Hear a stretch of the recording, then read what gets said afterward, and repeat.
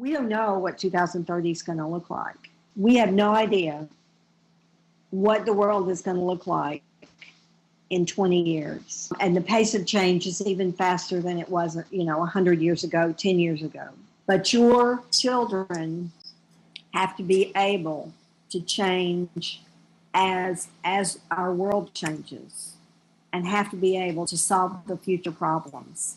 And if they don't have these skills, they can't do that. Students must be global citizens. There are citizens from every country, many different countries. You often will experience and interact with people from other countries, and you must have some global understanding. And that we also have to be a digital citizen. Could you please explain what is a flat classroom experience? It's really using the available technologies to what we call flatten the classroom walls. And you can sort of visualize, a typical school as we've known it in the past has a physical space, it has walls, learners learn within a confined environment.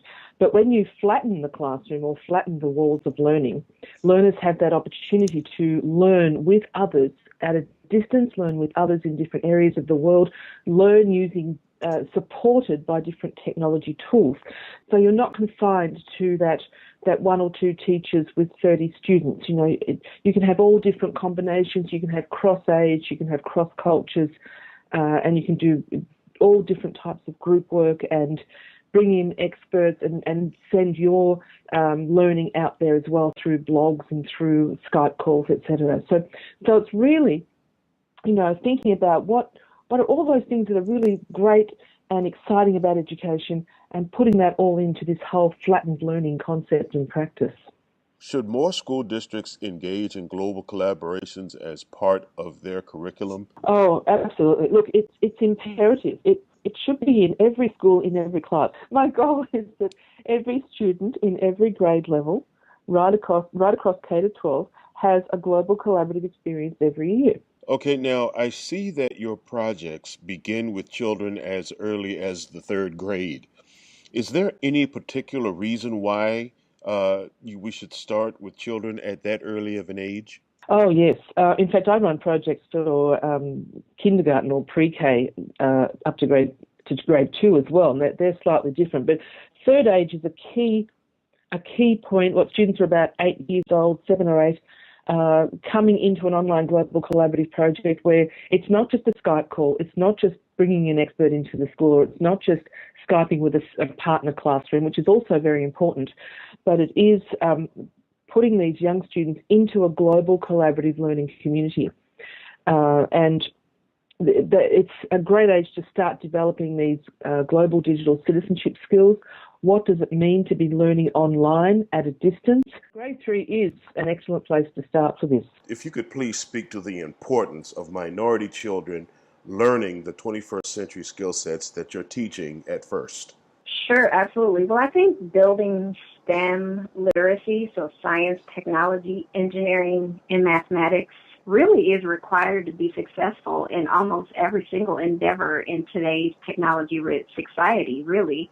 And STEM competence and confidence creates pathways that might not otherwise be available to well-paying jobs and entrepreneurial opportunities and some of the fastest-growing fields that we have out there. Sure. And even with fields that don't exist yet.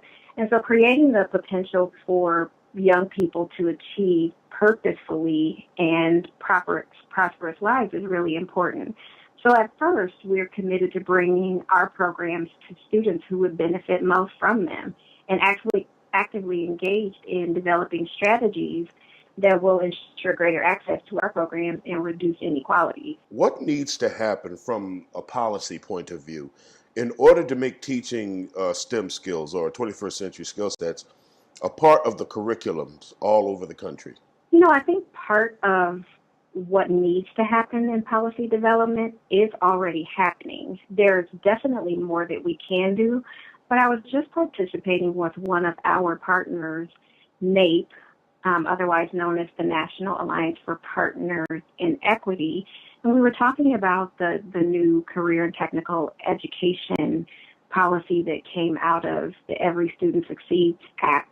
And what it really is doing that we've been needing to do over the years is really target certain populations for services and to provide accommodations for them and remove access to barriers that they might be facing getting career and technical education. During your years as a youth development specialist, did you find that a lack of programs offering hands-on experiences and other opportunities were dominant and were hindering young people? I found that a lot of young people had the kind of the good fortune, I'd say, or the background or the socioeconomic status where they were actually exposed to lots of experiences, and that the young people that I was working with just did not have access to those same experiences. I started realizing that some experiences were reserved for the gifted and talented young people, and that other experiences were, kind of relegated to students who were in need of remediation. But what I found was if we actually gave some of the students who were considered more remedial more of those hands-on experiences, then they would really actually be more excited about school and that they would have their own personal reasons for trying harder. Yes. And so I just think that offering hands-on experiences and experiences that kind of broaden your horizons are really important. And that because some of our young people just don't have them, it can be a hindrance.